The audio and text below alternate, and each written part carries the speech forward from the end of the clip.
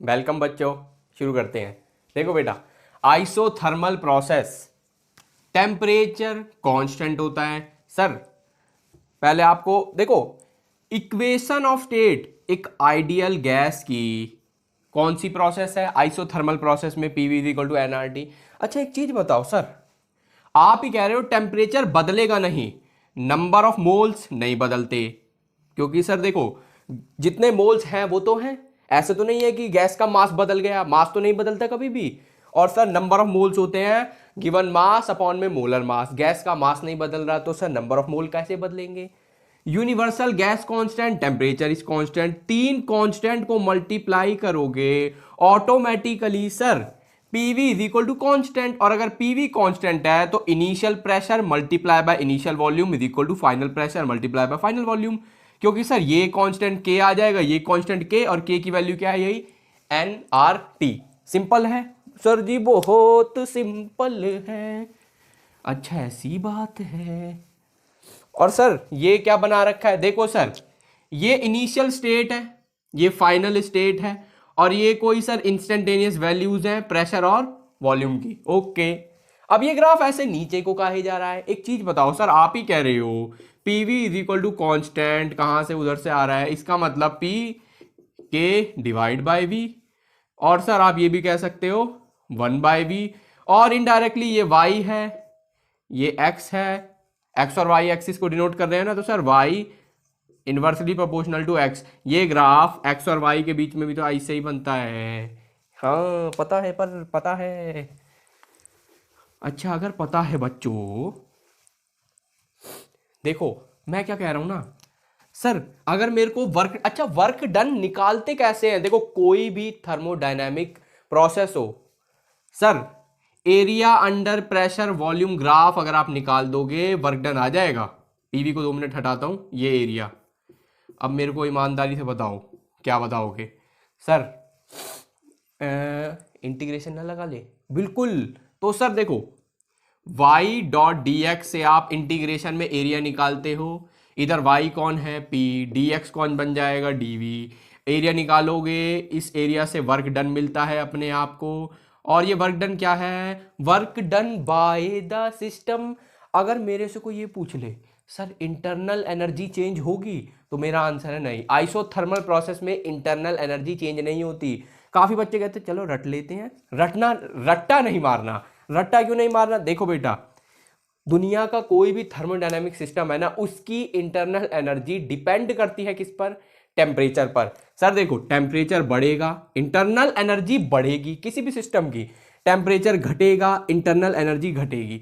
Sir एक बात बताओ, अगर टेम्परेचर बदल ही नहीं रहा तो ना वो बढ़ी ना वो घटी, और अगर सर इंटरनल एनर्जी बढ़ी भी नहीं घटी भी नहीं। और चेंज मैथ्स में कैसे निकालते हो? Final value minus initial value. मैं कह रहा हूं पहले इंटरनल एनर्जी थी x, बाद में है x। सर x में से इस वाले इनिशियल x को माइनस करोगे तो जीरो ही आएगा ना। तो change in internal energy in any isothermal process is zero. बच्चे कहते हैं ओ सर आपने तो मजे दिला दिए।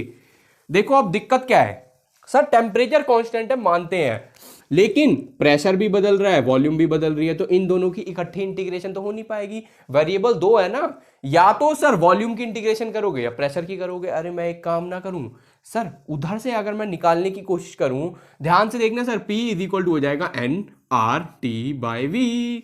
तो मैं बोलूंगा N R T by V dot D V, मेरा वर्क डन आ जाएगा constant N R T DV upon में वी। और सर अगर आप बात करते हो लोअर लिमिट और अपर लिमिट किधर से किधर तक की लेनी है, एक बात बताओ, लोअर लिमिट होता है जिधर से हम स्टार्ट करते हैं, वॉल्यूम स्टार्टिंग में V1 थी, उधर देखो भाई ग्राफ में, बाद में वॉल्यूम कितनी है? V2 है।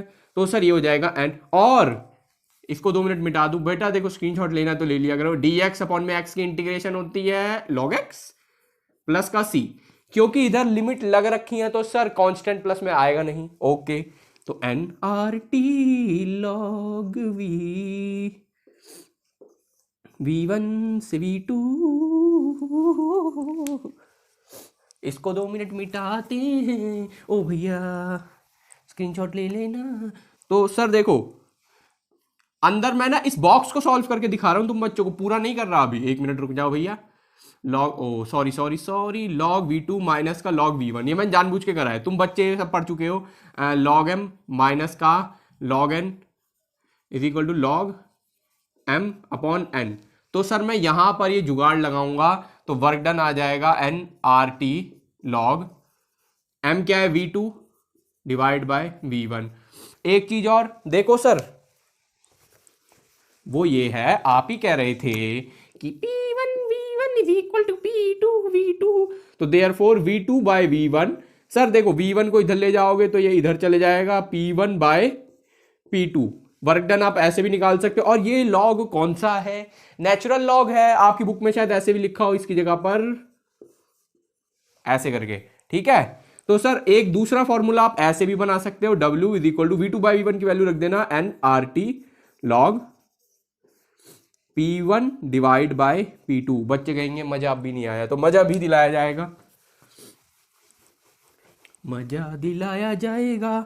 सर देखो W is equal to NRT log P1 by P2, V2 by V1 भी लिख सकते हो। बेस मैंने 10 कर दिया और इनटू में, और बेटा देखो ये जो वैल्यू है ना, जो रुको मैं ऐसे नहीं देते तुम बच्चे कंफ्यूज हो, ये बॉक्स के साथ करता हूं, पूरे वैल्यू को मल्टीप्लाई कर देना 2.303 से, ये लॉग 10 आ गया ना। और फिर भी बच्चे कहेंगे सर कुछ और रह तो नहीं गया आइसोथर्मल प्रोसेस में, तो मैं कहूंगा बिल्कुल रह गया है। लो भैया, बच्चे हैं तो हैं हम, नहीं तो हम तो कुछ भी नहीं। सर एक काम करते हैं, अगर कोई मेरे से स्लोप पूछ ले तो मैं क्या करूंगा। अच्छा स्लोप से पहले एक सिंपल चीज बताता हूं, अगर कोई बच्चा कोऑर्डिनेट ज्योमेट्री में कमजोर है, वैसे तुम बच्चे उस्ताद हो मेरे को पता है, बट फिर भी 1 मिनट के लिए सुन लो, और जिसको नहीं सुननी 1 मिनट की स्किप कर देना, कोई बात नहीं। मैं एक बार बता देता हूं। सर देखो this is volume, this is temperature. Isothermal process में ये ग्राफ ऐसे बनेगा कि वॉल्यूम तो बढ़ती जा रही है, टेम्परेचर बढ़ ही नहीं रहा और घट भी नहीं रहा। लेकिन सर देखो अगर यहां मैं वॉल्यूम की जगह प्रेशर कर दूं तब भी ये ग्राफ सेम, प्रेशर बढ़ता जा रहा है, टेम्परेचर ना बढ़ रहा है ना घट रहा है। तो ये दोनों ग्राफ अगर पूछ ले तो पेपर में करके आओगे हो। हाँ सर क्या कहते हैं स्लोप, देखो सर अभी अभी हमने बोला था PV is equal to constant. तो अगर मैं देखो एक बात बताओ, स्लोप की अगर बात करते हैं तो सर या तो बच्चा वो करता है देसी जुगाड़ अपना, और कोई बायो वाला बच्चा है तो कंफ्यूज मत होना इससे, मैथ्स वाले बच्चे समझ गए हैं what I am trying to say, y2 minus y1 x2 minus x1। लेकिन सर ये छोड़ो, डिफरेंशिएशन तो सबको आती है, बिल्कुल लल्लू वाली बता रहा हूं। अच्छा अब एक चीज और है सर, वहां आप निकालते हो slope is equal to dy by dx, y बोले तो प्रेशर, तो इधर आपको ये निकालना है dp बाय dv निकालना है, क्योंकि सर प्रेशर y एक्सिस है, वॉल्यूम x एक्सिस है। अच्छा ऐसी बात है, तो एक काम करते हैं सर, और ये ध्यान रखना बोथ आर वेरिएबल, प्रेशर और वॉल्यूम दोनों वक्त के साथ बदल रहे हैं। होता है ना बेवफा बेवफा निकली है तू, हाय हाय हाय, दोनों बदल गए। अब देखो बेटा, तो प्रोडक्ट रूल लगेगा। प्रोडक्ट रूल बोले तो सर देखो एक फंक्शन है u, एक फंक्शन है v, इन दोनों को डिफरेंशिएशन करोगे तो देखो v du by dx plus का u dv बाय dx, बोलोगे dx तो कहीं है ही नहीं। सर मैं एग्जांपल दे रहा हूं, अगर मैं विद रिस्पेक्ट टू x करता हूं, सर मेरे को नीचे dx चाहिए, इधर नीचे dv चाहिए, v चाहिए। अब देखो तो मैं कर दूंगा सर पहले p को dp by dx into v plus का, ओ हो बेटा सॉरी अभी मैं गोची कर देता, dp बाई dv, बच्चे भी कहेंगे सर तो पागल हो चुके हैं बिल्कुल। और दूसरा सर देखो इसकी इंटीग्रेशन डिफरेंशिएशन अगर आप करोगे विद रिस्पेक्ट टू v तो ये 1 आ जाएगी, और यहां पर आ जाएगा क्या अपना p।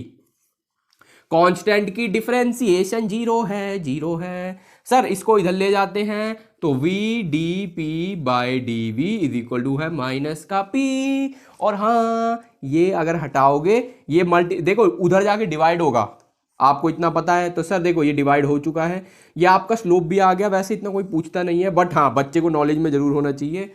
और सर क्या अब कुछ रह गया है, तो एक चीज रह गई है, पढ़ते रहो और देश का नाम रोशन करते रहो।